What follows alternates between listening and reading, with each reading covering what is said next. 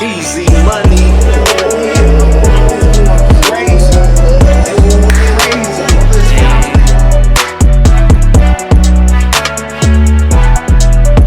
Shout out my dog.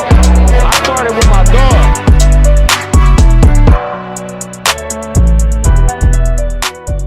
What's up, family? Welcome to another episode of the Last Name and the Assets podcast. Today is going to be very special, y'all. Yes, sir. But before we get started, I'll introduce myself, Adrian McGee. I'm T, aka Stock Trader T, and we have a special guest, a very special guest today.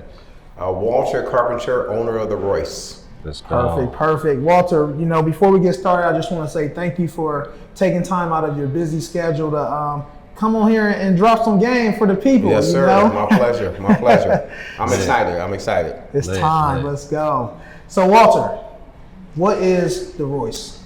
The Royce is a polished gastropub that we created about 2 years and 3 months ago here in the Polaris area. We are very excited to bring this concept to Columbus. And I think the biggest thing is that it's been 30 plus years in the making for me. Helped creating it, and the name is called Royce. It's named after my wife. My wife's name is Royce. Oh, that's my son's name. Oh, is that right? Yeah, that's my youngest son's name. Yeah, okay.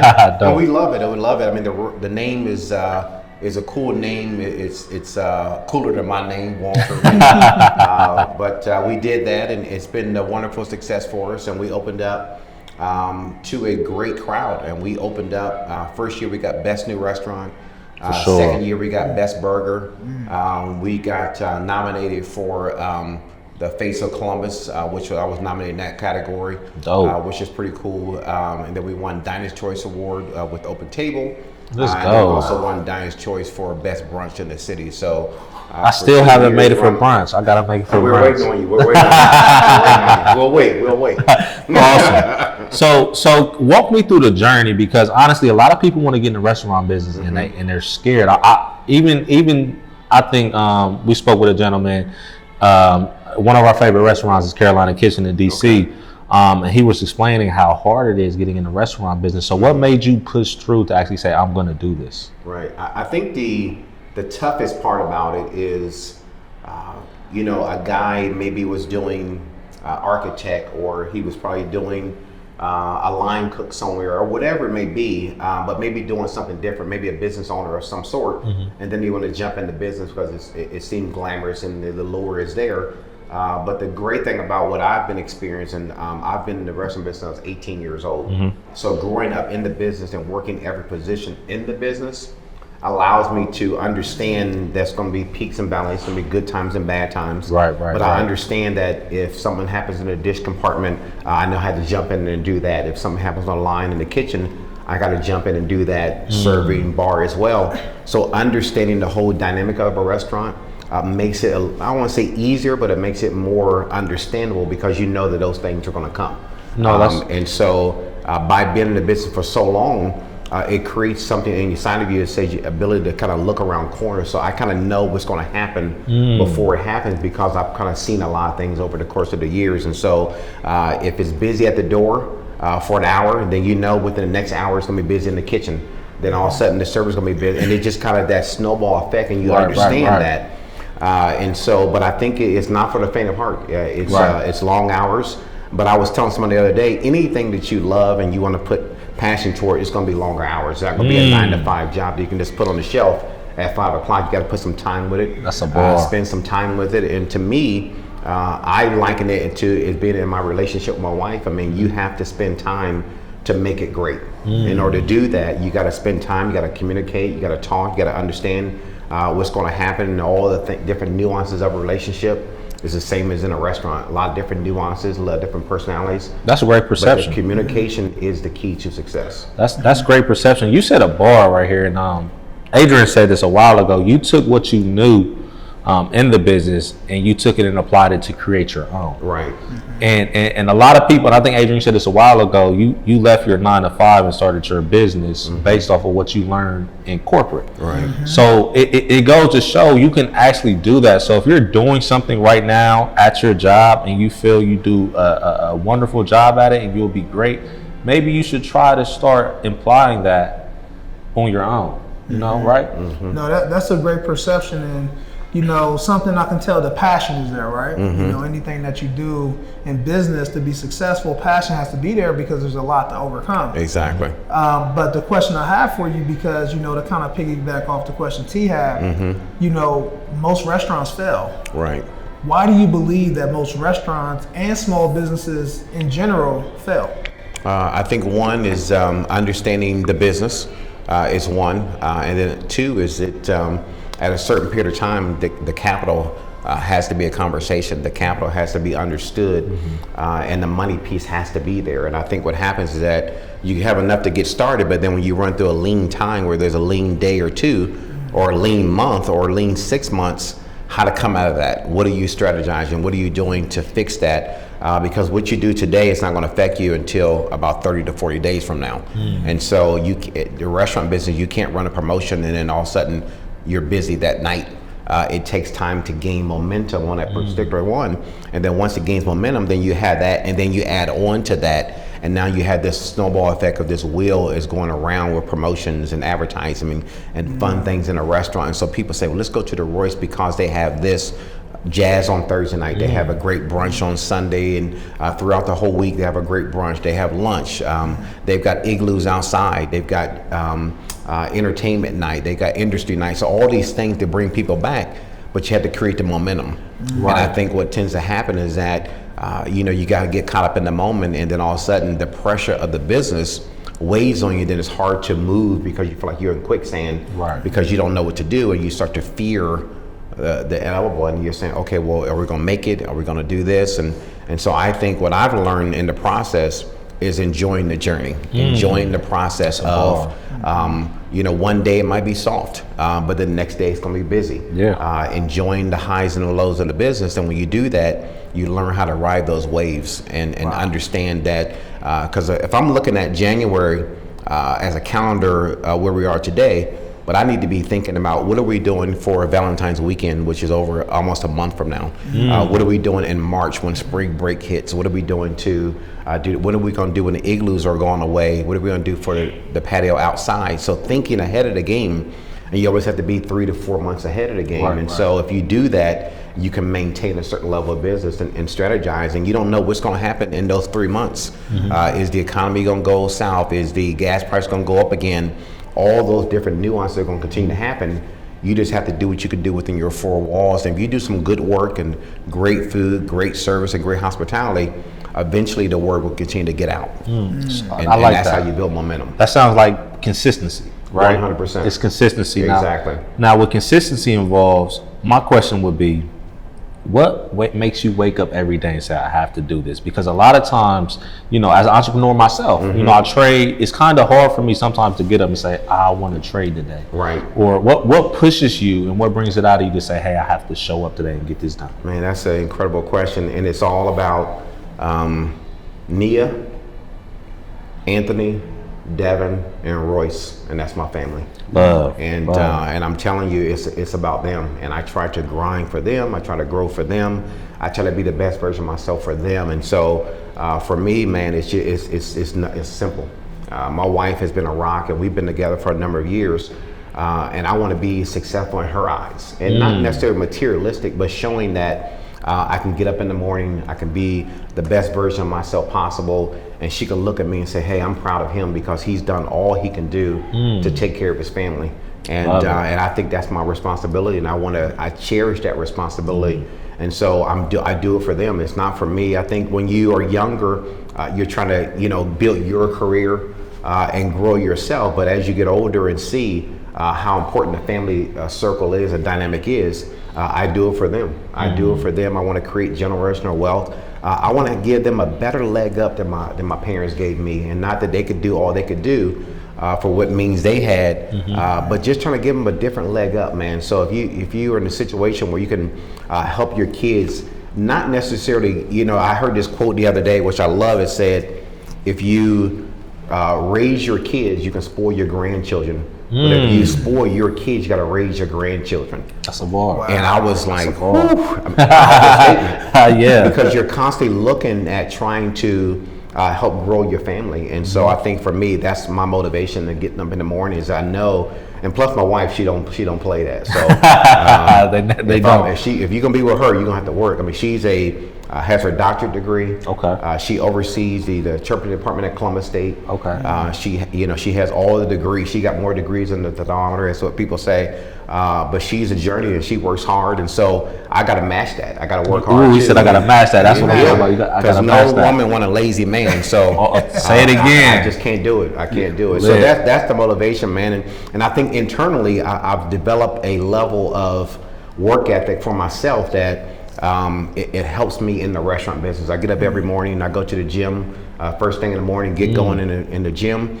And then once I get going to the gym, get my mind right, get my prayer in and get my breakfast in. But that's how I get going. Fitness and faith. There's certain things I have to do in order to be the best version of myself. And one of them is trying to work out to keep my body right. So if I keep my body and I keep my stamina together at 50-some years old, 57 years old, that's what helps. That's what helps. He just gave some crazy keys away. Some crazy keys. The whole blueprint. The whole blueprint. Right. The whole blueprint. That was love. Yes, sir. That's amazing. So, wow. So we've dove deep on so many components already, right? So I feel like they got to know about the beginning, right? Because most people, especially when they start their business, especially during a pandemic, a lot of people started businesses during a pandemic, and a lot of people are no longer running businesses. And, the front end of the business is hard, but I would love to hear your journey about when you first started and maybe some of the big challenges you had to go over to get there. For sure. Well, I think the biggest thing, when I opened up, it's hard to get everyone on board because everyone doesn't see the same vision you see. Facts. And so when you see it, and I heard a quote before, is that the vision is for you. So it's your vision. You're the only one who can see it, but you have to be the one that's going to move it forward and put it forth. And so for me, I saw that and I really thought about it. I prayed about it every single day. And I said, Lord, this is for me. Then let it be for me. And so once we got going, I had 4 major investors for the restaurant, all wanted to give me $100,000. And they all pulled away and pulled out during the pandemic. And so at home, I was sitting there thinking, is this the right thing to do? And the Lord kept saying, yes, this is for you. I have it for you. And so what I asked him to do is say, Lord, show me how to behave in business. He said, the first thing I want you to do is act like you've never been in business before. And it struck me as odd because you think, well, you're 30 years in the business, so you're going to bring that knowledge and showcase it. But I treated it as I was brand new to the business. So I got on YouTube every single day and I said, how do you open up a restaurant? Took notes. What's the best lighting in a restaurant? Took notes. What's cool uniforms? What people love for food? What is You became a student. 100%. And I just had pages and pages of notes. And I used that to help me catapult in. And then we opened up. I knew that if we can get it open, we would be okay. And we got open. And I remember being open on a Friday night, and we probably had 5 or 6 tables in the restaurant, and people were pouring in the Cheesecake Factory. I mean, pouring in. And I was like, Lord, what is going on? He said, why are you looking at what they're doing? Look at what I got done for you. Get in there and start talking to people. And I started talking to people and introducing myself to people, and the business started growing and growing and growing. But I had to focus on the right things. And I stopped focusing on what they were doing and start focusing on, because it's human nature allows you to look across the fence and say, what's going on over there? They say comparison is the killer of all joys. 100%. So I had to stop doing that, because if you stand at our front door, you can see cheesecake. And the line out the door, and I said, man, this is unbelievable. But I said, Lord, show me what to do. And he said, you're already doing it. Just do more of it.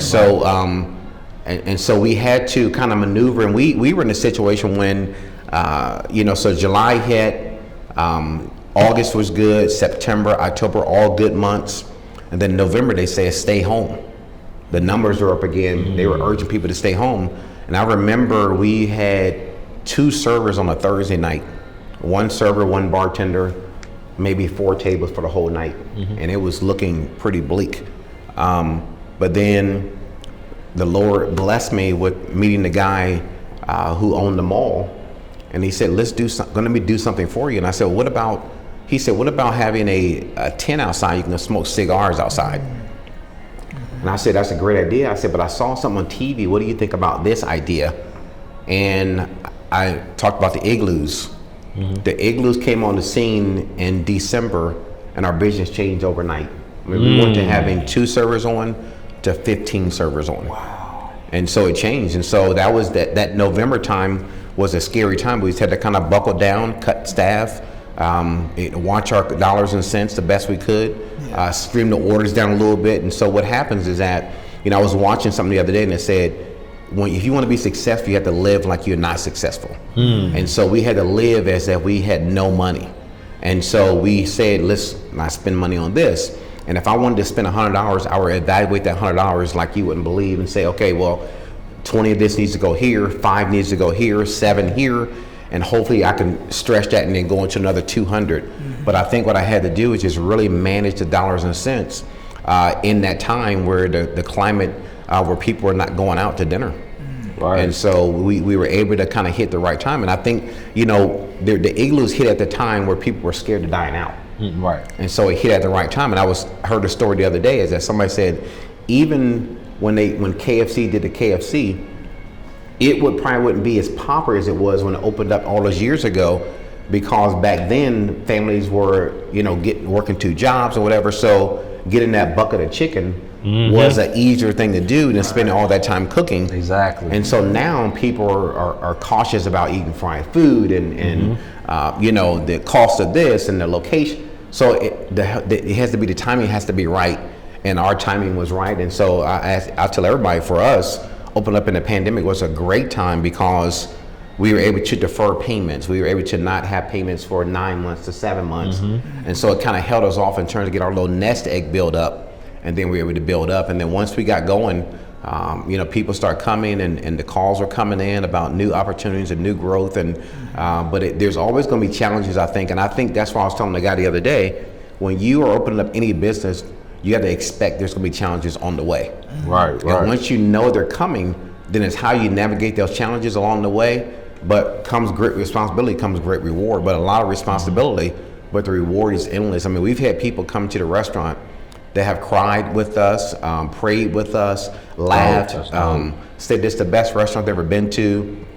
It's their favorite restaurant in the city. Older people say, man, your mom and dad will be proud of you. I mean, so we know that we're affecting lives, and we know that it's just not a regular restaurant. Yeah. And I think that's the beauty of it for us. That's dope. I thought Adrian was saying, but listen. So what I hear, and I like what I love about when you talk is you're talking about longevity. Right. A lot of people don't understand when you open up a business, you can't think of, okay, look, I'm open, it's running, we're good. You have to think about longevity. You're thinking ahead of time. What are we doing in the next couple of months versus what are we doing now, right? You're not allowing things to come, bad things to happen and think about, okay, what, scrambling to get everything together. You're already ahead of the game. So how does what made your mindset become like that? Because it seems as if you've already been like that for a while. And I know me, being new to entrepreneurship, I'm just now learning that is that I have to think. And he's always plans ahead. I'm more of a winged person, but what advice do you have for the new entrepreneur to get that mindset? Right. I would say I took the mindset is that never allowing your schooling to get away with your education. And so I'm constantly trying to learn about business and about people and about the industry and about different things. But that's where that comes from for me, is that I just want to be a student of learning. Okay. And once I've done, and so even when we were talking earlier, I'm learning from you. And I just met you, but I'm learning, I'm listening and understanding what you're talking about in terms of your field of expertise. And then let me apply this, and then let me apply, and I just keep trying to apply. Everything I learn, I apply. I learn and I apply. And that helps me, but I had to harden my mind and say, you need to be tough, because you can't have your own business and not be tough. Because there's gonna be a lot of no's, there's gonna be a lot of people saying they wanna be with you, but not wanna be with you. So you have to make sure that that toughness has to come within, and And I am a cliche guy, man. I'll use any motivational tactic that I can to motivate myself. And so whether it's listen to a motivational video, I remember years ago, people get motivated by listening to the theme of Rocky.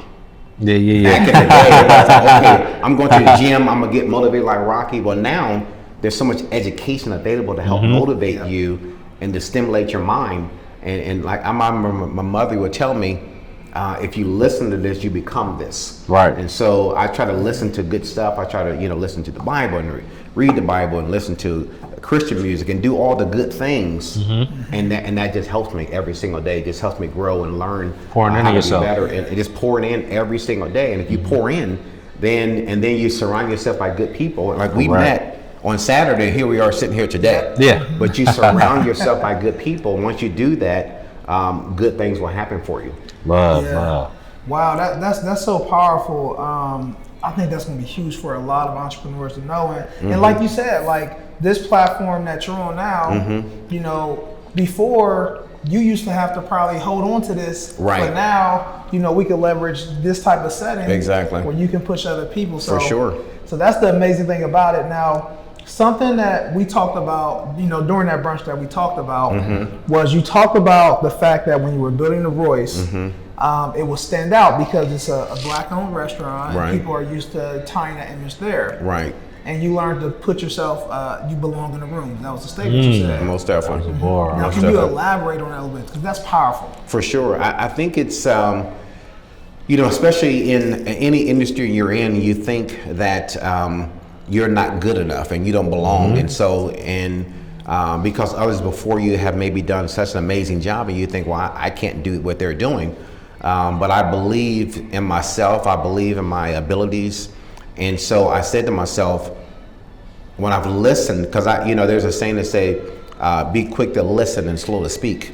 And so I'm always listening first, listening. And I'm like, wait a minute, I can do this. Yeah. I understand what's happening.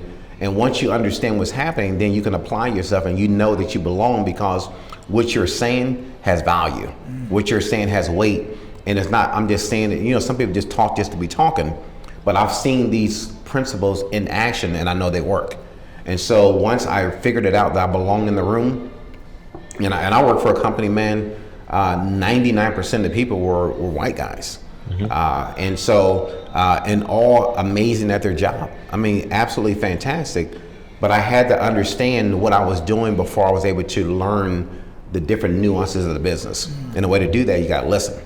And I started listening more and watching more and studying more. And I like myself to be in a situation where if somebody's working to get off at 5 o'clock, well, I'm working to get off at 5, but also I'm working another hour on my fitness. I'm working an hour on my personality. I'm working an hour on my clothing. I'm working another hour on my conversation piece. And I'm continuing working every single day to get better. And I think what happens is that when you get off work, whatever, you want to turn it off, but you can't really turn your knowledge off. You got to keep it learning and growing. And so how can I handle myself better in a situation? Even if I'm on podcast, I'm saying to myself, okay, well, when I first had it, you can tell when I first had my podcast because I stumbled on my words a lot. I did this a lot. But then now it's a year down the road and I'm more comfortable behind the camera. I'm more this. And so every ability that you have, you just try to get better at it and you work on it. And so I just spend hours and hours of beating on my craft and it pays off because the hard work pays off, the dedication pays off. But there's some sacrifice there as well. I mean, you have to sacrifice. You can't be at this level and not have sacrificed something, whether it's time or whether it's energy. It's just how it is. It just has to work that way. So I think once I learned those skills and started applying them, I'm like, wait a minute. So when I went to the bank and talked to those guys, I went there in confidence knowing that I belong here, to be sitting here, and I'm not trying to beg you for money. I'm asking you for money to help develop our business because I know that our business will speak for itself. Correct. So I don't have to worry about, can you please give me a loan so that I can, because when people get in that situation, then the desperation comes because of that reason. They use that as leverage. Exactly. And so, but if you go, okay, no problem. So I'll go try somewhere else. Let me go try to Huntington, see what they're offering. Let me go try KeyBank and see what they're, and that way they know that if it doesn't work, then I'll circle back around again. Yeah. But knowing that there's other opportunities, and at the beginning, there's a lot of banks that's like, we can't help you, can't help you. So me and my wife said, okay, let's buckle down, let's try to figure out this on our own. But now I get calls every day about people wanting to loan money. It's unbelievable. Wow. But you don't want to get into a bad situation, but every day they're calling. But before I opened up, only person was calling was nobody. See, they see you made it happen. Yes, sir. That's what happens when you make it happen. Right. That's when they try to come for you. They say, Exactly. hey, can I be a part of that? I see what it's amazing. Exactly. The location's amazing. The business is beautiful. Now, I know time is valuable, so we're not going to hold you. So I'm going to ask you one last question. I'm pretty sure he has another one. Okay, yes. Hearing you speak, it just makes me see that everything was strategized. Right. Everything you took the time out. You didn't only make a business plan. You went down to the T to I'm wearing this clothes. Right. I'm having this conversation based off being a student. What advice would you have for someone who's trying to open up a restaurant? And specifically, and let me say this, a minority who's trying to open up a restaurant of this caliber. Right. Because this is really a success story. If y'all not in Columbus, Ohio, this is in a location of all locations. This is a popular location. This is located in Polaris, okay? I used to dream about coming to Polaris as a kid because I'm an inner city kid from Columbus Public Schools. Right. And for someone to have of our people to have a restaurant here, it just speaks volume. So what advice would you have to someone? Because I know a lot of people who have food trucks and things like that, but this is their end goal. What would you have to say to them? It's a good point. Well, first of all, I went to Livingston Elementary. Oh, okay, let's go. On the east side. Then I went to Roosevelt, Barrett, those schools. Then I went to Central High School. Let's go. Which is now co-side now. Yep. Then I went to Weststone as my senior year. There we so go. I came from very humble beginnings. I mean, like I said, my senior year, I bought my football uniform, my jersey, my yearbook, my team coat, all those things I bought. So I understand what the struggle is like. But I knew that I wanted to do something bigger. I knew I wanted to do something more. And I think even if you have a food truck or a small business, you're trying to grow your business, what I try to do is operate in the spirit of excellence. Okay. And say to myself, if I have a food truck, then I'm going to have the cleanest food truck in Columbus. I'm going to have the best staff in Columbus. I'm going to have the best energy on the food truck. I'm going to have the best logo. Now, you might not be able to accomplish that, but the goal should be to have the best. Correct. And so if you have that mindset that I'm gonna try to do the best I can, and every detail matters. Is it a situation where is the food truck sloppy? Is your location you're looking at kind of sloppy? Okay, if it's sloppy, if it's small, no problem. Clean it. Look for better chairs. Look for better people. Look for better energy. Just constantly try to improve. And if you constantly try to improve on what you're doing, it makes everything better. But if you sit back and say, well, this is the hand I'm dealt with, and you just sit back and say, this is it, then it will never grow, it will never get better. And again, to me, like I said, like relationship, if you say, well, this relationship I'm in, this is what it is, or you say, well, how can we make it better? Let's communicate more, let's understand each other more. And that's the same about business. If you understand it more, if you do more to make it better, if you spend a little more time polishing that stainless steel to making sure that looks nice, so when the guests come, one person I might even notice it. 75 people probably didn't even notice how dirty the stainless steel is. But the thing about it is that you know. And I remember a quote from Steve Jobs. There was a battery that was too big for the phone, maybe an iPhone 7. The battery was too big. They were trying to get the smaller batteries in the phone. And the guy said, well, let's just jam it in and we can close it up. It'll still work. And Steve said, I understand what you're saying, but I know it's not the right size. Exactly. No one can see it but me. So I don't want to do that phone until we get it right. And so I took that same mindset and said to myself, I know that it's right to do this and to do that. And you have to develop a mindset of wanting to have that spirit of excellence. And once you do that, things will become better because people start to buy in and say, wow, I'm working around somebody that wants things to be done right. Love it. Because people generally want to be associated with a good team. That's just how it is. If you're playing for the Lakers now, they want to be on a good team. They want things to be better, so they got to work hard to make it better. But they don't want to sit back and say we're not going to make the playoff. They want it to be better. So people want to be associated with good things, It's just hard to do that. It's hard to put the work in because you got to sacrifice a lot. And then when you're doing your own business, it's 24/7. Right, exactly. It's 24/7. Exactly. So for me, like you said, man, to be here at Polaris, I count it a blessing and a joy, but I can't sit back and say, I made it. Right. Never get content. Exactly, because once you do that, then all of a sudden you start losing. Oh man, that's a bar. So now I got 50 points, so I'm good. But we lost the game by 20. Right. You have to keep on pushing and keep on going pushing. and keep on driving every single day. And that level of intensity and fire it has to come from you. Yeah. And you got to develop that. You got to learn how to be that type of person. And so I've developed that kind of skill to be tenacious, to be hard worker, and I never wanted to be called lazy, man. So I just try to work my behind off, man. I think when you're growing up, man, that's something you never wanted to be called was lazy. And so I just really try to work hard to make sure I move myself forward in growing the business. But if I was telling a guy the other day, he's got a food truck, but what have you done with the food truck? Have you gone out to different businesses? Have you gone out to different venues and say, can I park my food truck here? Have you passed out, anything you can do, pass out flyers, go to different events, go to different meetings, anything you can do to move your business forward, you have to do it. We go to hotels, visit hotels, we go talk to people. I go to strangers in the store and tell them about our restaurant. I'm constantly trying to push our business forward, and that's what you have to do as a business owner, to be energized about your business, because you're not excited about it, then I'm not going to be excited. Oh man, that was a bar. That was a bar. So, I'm excited about the Royce, and I want people to be equally as excited as I am. But if you have your own brand and you say, oh yeah, I'm wearing that just because I got to represent my brand. No, you're proud of what you're doing. So you're wearing that logo as a badge of honor. Yeah. Ooh. And so I think that's the beauty of it, is that you wear that, your branding of your brand, and say, man, this was not, it was not an easy feat to get an LLC, to find a lawyer, to get a business plan, to buy a liquor license. All those things are monumental tasks, but they're tasks that have to be checked off. Now you're on to the next thing.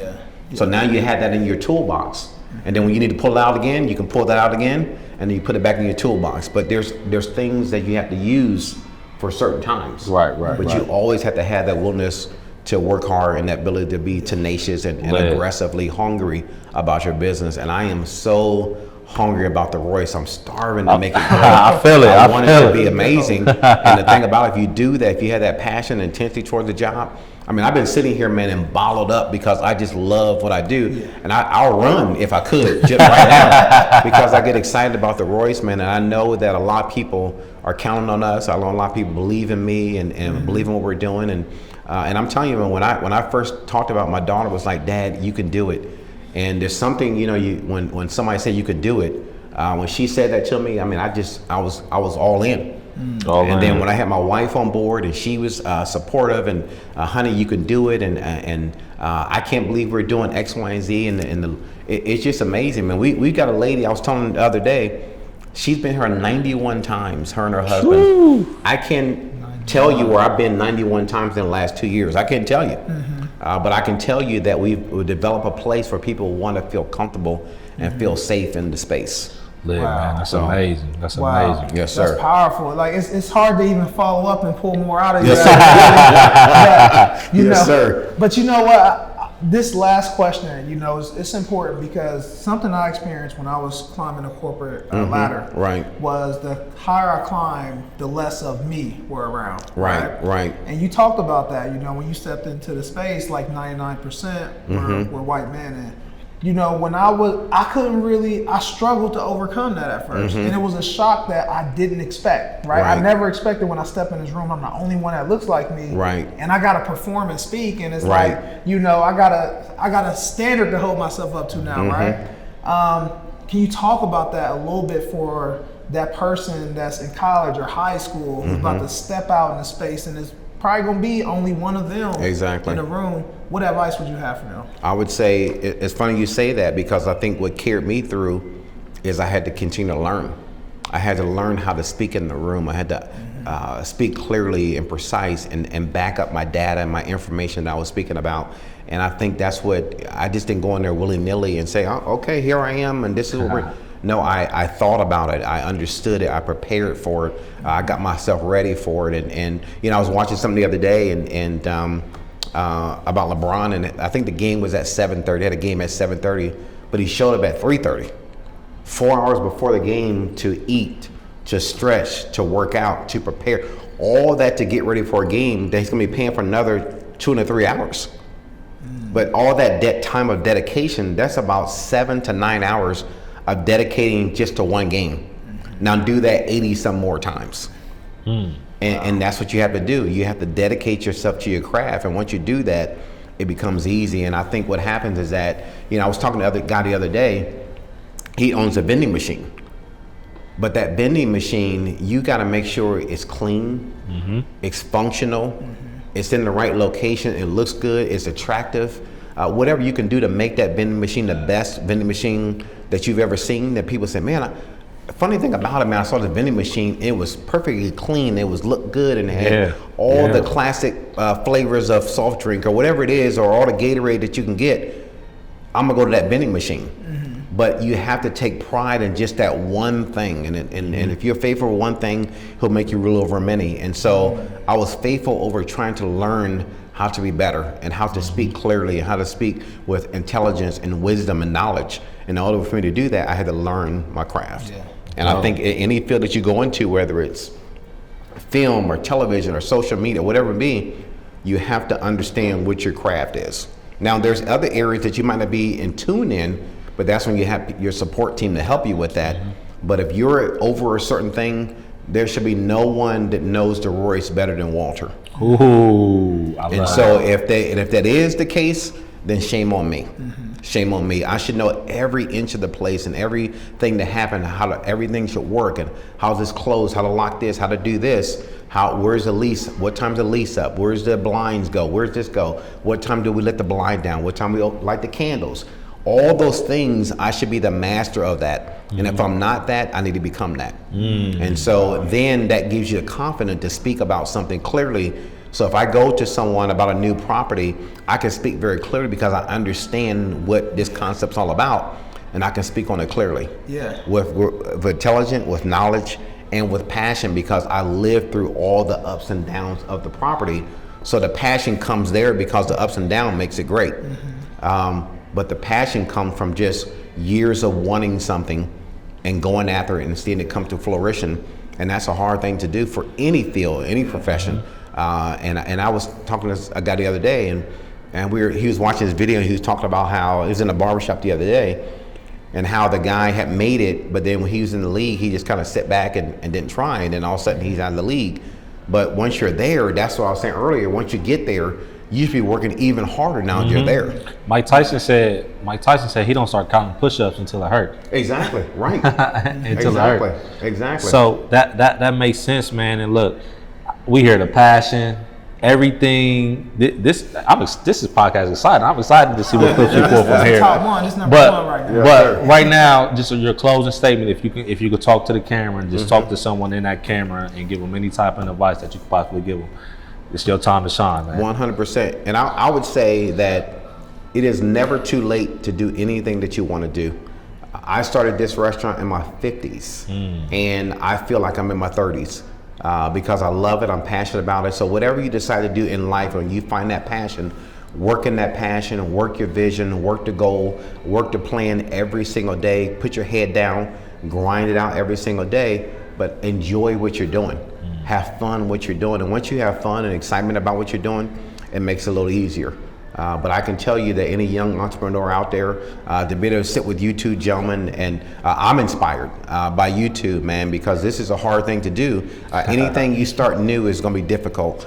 So I'm inspired by you two and having the ability to sit here and speak with you all. But I would say just be encouraged, be strong, be powerful, and be courageous.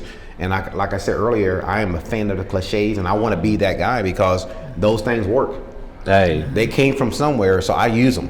So I work hard, I put my head down, I grind every single day, but I love what I do, man. So if I can help anybody in any way, young or old, it's about working hard and being passionate about what you do. And never give up, never give up. I don't care if everybody walks out of your corner, don't give up. Just keep pushing and pushing and pushing, and you'll be there. Love. Beautiful. Where can they find out about The Royce? Where can they find you on social media? So we're on social media. We're on the Royce Columbus, which is our Instagram page. We're on Facebook as well. We have our website available as well. But check us out on Instagram. We got some great stories every day of the week. We have something happening. We have Industry Night on Mondays. Tuesdays is Taco Tuesday. Wednesday we have Dollar Oysters on Wednesday, along with half price bottles of wine. Thursday is a great day of the week. We got live jazz every Thursday. We've had 4 Grammy Award winners here on Thursdays playing, whether it's the guitar or the drums, whatever it may be. Friday and Saturday, you come out and just have a great time. And then we have brunch every day of the week. And on the weekends, like I said, our brunch is simply wonderful. So come and check us out here at the Royce. Beautiful. This was amazing, y'all. Amazing. Super grateful to have you here. Yes, sir. Thank you. This is the beginning of something great. Let's I love go. it. I love it. Thank you so much. I'm T. I'm A. I'm Walter. And this is the Last Name in the Assets podcast. Thank you very much. Wow. Thank you. Thank you, brother.